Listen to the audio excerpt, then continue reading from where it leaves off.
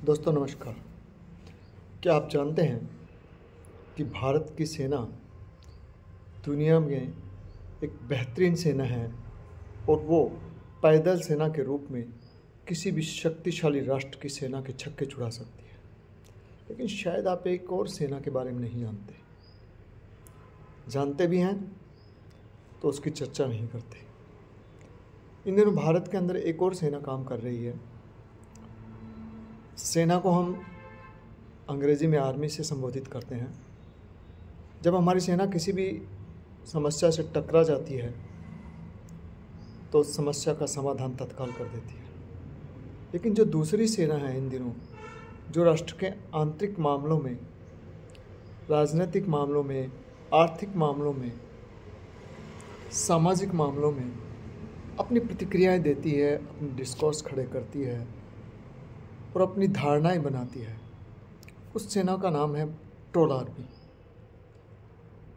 क्या आपको पता है उस ट्रोल आर्मी ने भारत के सीजीआई श्री चंद्रचूड़ सिंह को भी नहीं बख्शा।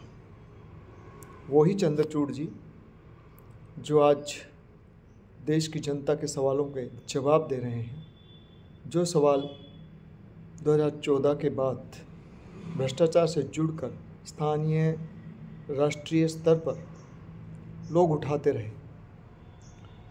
अगर वो किसी सत्ता के सवाल के जवाब दे रहे हैं तो भी वाजिब है, क्योंकि जनता को उन सवालों के जवाब चाहिए थे। अगर ट्रोल आर्मी के कथनानुसार ये कहा जाए कि वो घमंडी हैं या वर्तमान सत्ता के मतानुसार, मन के अनुसार अपने निर्णय नहीं दे रहे हैं, तो भी मैं उचित ही कहूँगा, क्योंकि 10 वर्ष बीत जाने के बाद इस सत्ता के पास कम से कम गिनाने की ऐसी कोई चीज़, कोई जन कल्याण योजना नहीं है जिसका कि आप अगर सोशल ऑडिट करें तो सकारात्मक परिणाम आए। अगर आपके पास कोई ऐसा टूल है जो किसी भी योजना का सोशल ऑडिट कर सके, सोशल ऑडिट का मतलब समझ रहे हैं? सोशल ऑडिट से तात्पर्य है समाज के अंदर धरातल पर जो कार्य हुआ और जो सत्ता ने प्रचारित किया, उन दोनों के आंकड़ों के बीच का मिनिमम अंतर अगर है तो हम सत्ता की वाही करें, और करनी चाहिए। लेकिन अगर वह अंतर ज़मीन आसमान का हो और वह अंतर सिर्फ पोस्टर बॉयज़ को लाकर यह साबित करना हो कि किसानों की आय दुगनी हो गई है, ये देखिए, हमने इतने करोड़ मकान बांट दिए, ये देखिए, जबकि उन्हीं आंकड़ों के, उन्हीं के मंत्री, वित्त मंत्री से लेकर प्रधानमंत्री के बीच कोई सामंजस्य नहीं है, बावजूद इसके हम लोग उस वाही को इतना प्रचारित करते हैं। उसका प्रचार आप टॉयलेट की दीवार से लेकर और एरोप्लेन में उड़ते हुए किसी गुब्बारे की तरह करते रहते हैं। क्या सत्ता से सवाल नहीं पूछा जाना चाहिए? अगर सत्ता से सवाल नहीं पूछा जाना चाहिए तो हमें ये भूल जाना चाहिए कि हम किसी लोकतांत्रिक राष्ट्र के नागरिक हैं। फिर हमें तत्काल भूल जाना चाहिए और हमें इस पर भी विचार नहीं करना चाहिए कि सत्ता गलत कर रही है, या तो फिर अब ये सोचते हैं कि सत्ता गलत कर रही है तो सत्ता को जवाब देना चाहिए, संबंधित मंत्रालय को जवाब देना चाहिए, क्योंकि वो जवाबदेही बनती है। आप जहाँ भी बैठे हैं, आप जिस भी संस्था को चला रहे हैं, चाहे वो व्यक्तिगत व्यापारिक कंपनी हो, चाहे वो एक छोटी सी परचून की दुकान हो, मालिक का ये दायित्व है कि वो अपने ग्राहक को संतुष्ट करे। अगर वो ऐसा करने में असमर्थ है तो फिर सत्ताओं का जो चुनाव हम लोग करते हैं वो तो इसी उद्देश्य से करते हैं ना, कि पिछली सत्ता ने हमने जो चाहा वो नहीं दिया।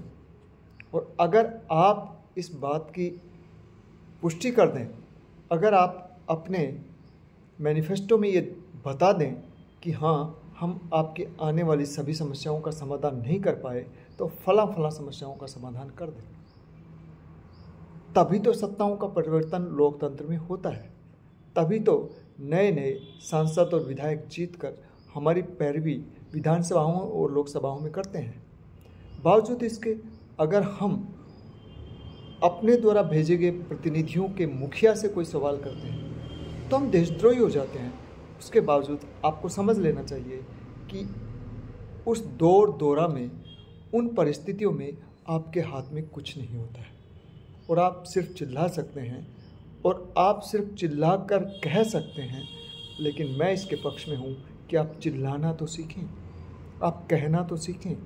देश ने कहना, चिल्लाना, पूछना छोड़ दिया और जो कह रहे, चिल्ला रहे और पूछ रहे हैं उनको सत्ता अपने नियंत्रण में लेते जा रही है। अगर ऐसा लोकतंत्र है तो लोकतंत्र का जो वास्तविक परिभाषा जनता का, जनता के लिए, जनता द्वारा शासन तंत्र चलाना, जो अब्राहम लिंकन की एक प्रसिद्ध परिभाषा थी, वो मात्र दिखावा थी।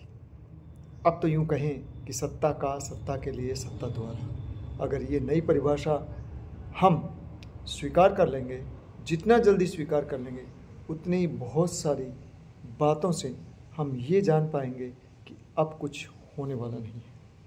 और होने वाला नहीं है ऐसी उम्मीद भी हमें नहीं रखनी चाहिए कि बहुत